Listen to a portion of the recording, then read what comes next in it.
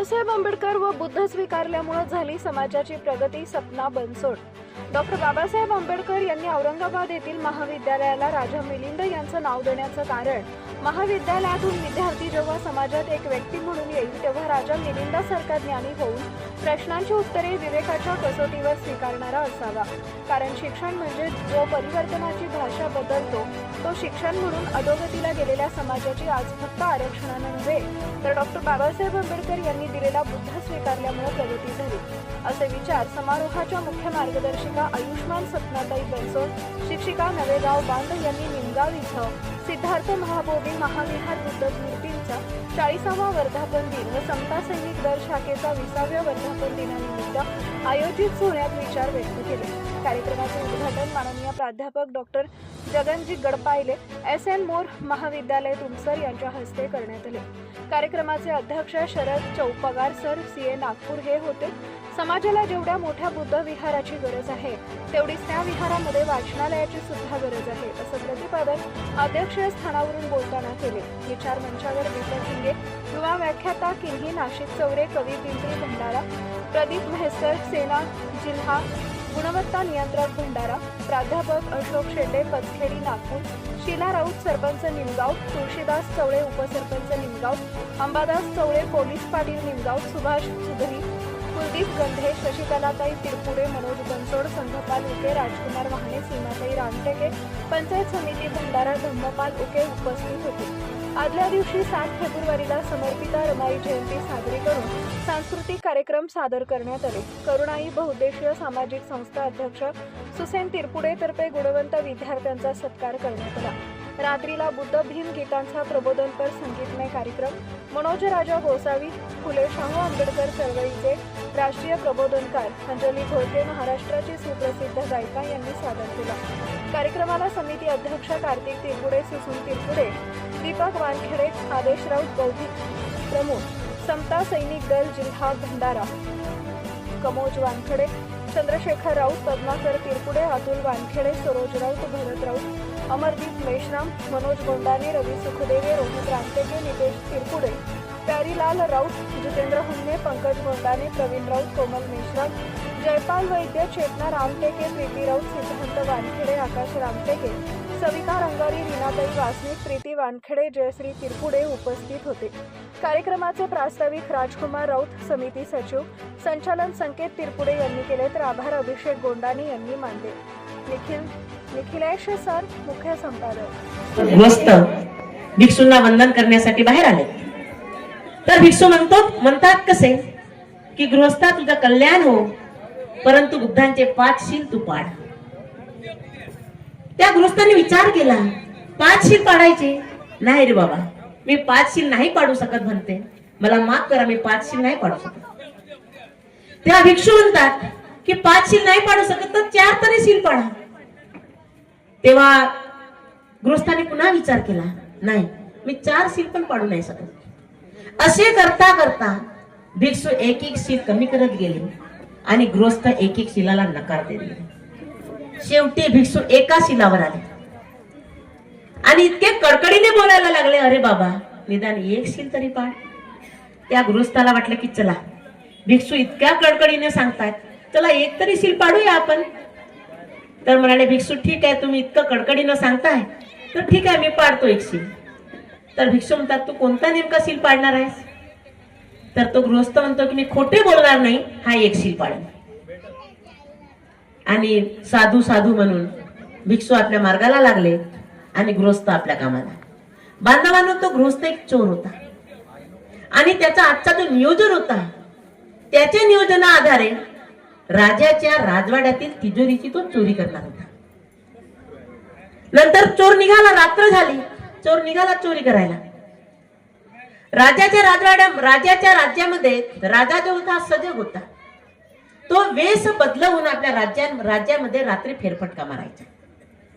आता म्हणजे मध्यरात्र उलटली, सारे लोक झोपले आणि एकटाच माणूस अगदी दबत इकडे तिकडे पाहत एक पावलं टाकत राजाच्या राजवाड्याकडे निघाला आणि वेश बदलवलेला राजा पाहतो या व्यक्तीकडे।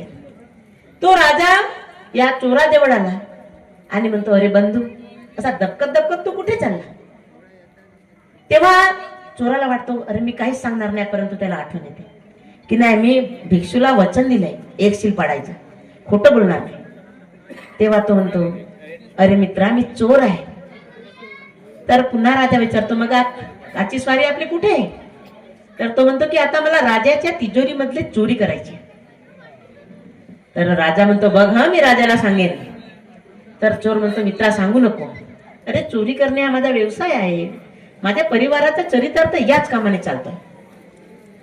तर राजा म्हणतो मग तू चोरी करणार आणि मी काय करू? मी तर राजाला जरूर सांगेन.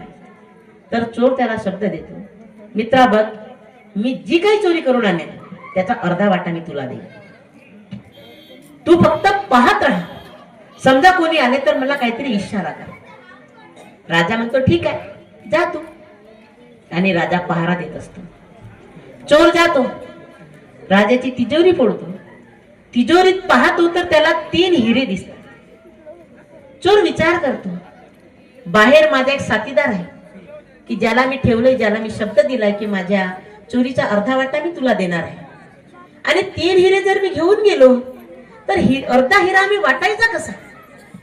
आणि म्हणून हा चोर एक हिरा तिजोरीतच ठेवतो आणि 2 हिरे घेऊन येतो. आल्यानंतर बाहेर राजाला सांगतो मित्रा, तिजोरीत 3 हिरे होते. अरे पण आपण अर्धा अर्धा कसा वाटला असता, म्हणून मी एक हिरा तिजोरीतच ठेवला. हे 2 हिरे आणले, हा एक हिरा तुला आणि एक हिरा मला. चोर आपल्या घरी जातो, राजा आपल्या महालात. दुसऱ्या दिवशी राज्यामध्ये दवंडी पिटवली जाते. तिजोरीची चोरी झाली, तिजोरी फोडून चोराने चोरी केली. अख्ख्या चोरांना मुसके आवडून राजवाड्यात म्हणजे राजवाड्यामध्ये हजर करा. सर्व चोरांना आणलं जातं, त्यामध्ये हा एक चोर असतो. राजा या चोराला ओळखतो. प्रधानाला सांगतो प्रधानजी, आमच्या तिजोरीची चोरी झाली, बघा बरं तिजोरीतून काय काय चोरी गेले. प्रधानजी जातो, तिजोरीमध्ये प्रधानाला एक हिरा दिसतो. प्रधानाला वाटतं राजाच्या तिजोरीतली तर चोरी झाली, हा एकच हिरा वाचलाय, हा कशाला दाखवायचा. आणि प्रधान एक हिरा काढून आपल्या खिशात लपवतो. नंतर राजाला येऊन सांगतो महाराज, तिजोरीत काहीच नाही हो, तिजोरी तर पूर्णच रिकामी आहे. मग राजाला प्रश्न पडतो, तिजोरी तर पूर्णच रिकामी आहे. राजा त्या चोराला ओळखतो आणि सांगतो अरे तू रात्री चोरी केली होतीस आणि तुझा जो मित्र होता तो मीच होतो. आता सांग तिजोरीत किती हिरे होते. चोर येतो. चोराला पक्का माहित असते आता तर मला फाशीच्या तख्तावरच लटकावं लागेल, परंतु खोटा कसं बोलू? भिक्षूला शब्द दिलाय ना खरा बोलण्याचा, एक शील पाडण्याचा. आणि मग तो चोर म्हणतो महाराज, तुमची तिजोरी मी फोडली खरी, परंतु तुमच्या तिजोरीमध्ये 3 हिरे होते, त्यापैकी 2च हिरे मी आणले.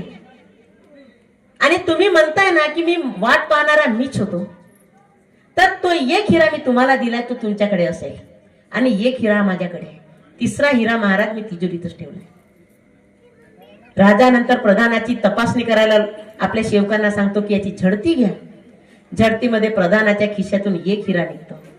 राजा प्रधानाला बडतर्फ करतो, अंधार कोठडीत टाकतो आणि चोराला प्रधान बनवतो. तेव्हा चोराला प्रश्न पडतो की भिक्षूंनी मला 5 शील पाडायला सांगितले होते, मी नाही म्हणता म्हणता फक्त एकच शील पाडला. एक शील पाडला तर राजाचा प्रधान झालो. समजा 4ही शील पाडले असते तर आज माझं आयुष्य कुठे असतं. तर बांधवांनो, आपल्या धम्माची महती आपल्या शीलात आहे. आपण धम्म कशा पद्धतीनं पाडावा आणि कसा आचरणात आणावा हे आपण ठरवलं पाहिजे. बुद्ध आणि त्यांचा धम्म आपण वाचला पाहिजे. बुद्धांच्या अनेक कथा आहेत, त्यांच्या चरित्राच्या अनेक गोष्टी आहेत. जर आपण मन लावून ऐकला ना तर असं वाटतं की त्यांच्या चरित्रात मधली ती सुजाता असो की आम्रपाली, एक आम्रपाली नावाची गणिका. विचार करा, आत्ताच्याही काळामध्ये गणिकेकडे पाहण्याचा आपला दृष्टिकोन कसा असतो. अगदी कसा आपला एकदम संकुचित. परंतु त्या काळामध्ये बुद्धाने आम्रपालीला आपल्या भिक्षू संघामध्ये स्थान दिलं आणि ही आम्रपाली थेरी गाथांमध्ये अमर झाली. ज्यांनी स्त्रियांना कधीच दुय्यम दर्जा दिला नाही. बुद्धकाली स्त्रियांचं जीवन अतिशय व्यवस्थित होतं. बालविवाह अजिबात नव्हता. 16 ते 20 वर्षांमध्ये मुलींचे लग्न व्हायचे. मुली स्वतःचा पती स्वतःच्या मनाने निवडायच्या. त्यांनी मुलीला कधी खालचा दर्जा दिला नाही. प्रसेनजित राजाला जेव्हा मुलगी झाली, राजा दुःखी झाला. बुद्धांनी त्यांना समजावलं की महाराज, कोणीही सर एक मिनिट, कोणीही जन्माने मोठा होत नसतो. मुलगा झाला की मुलगी. Subscribe now and press the bell icon. Never miss an update.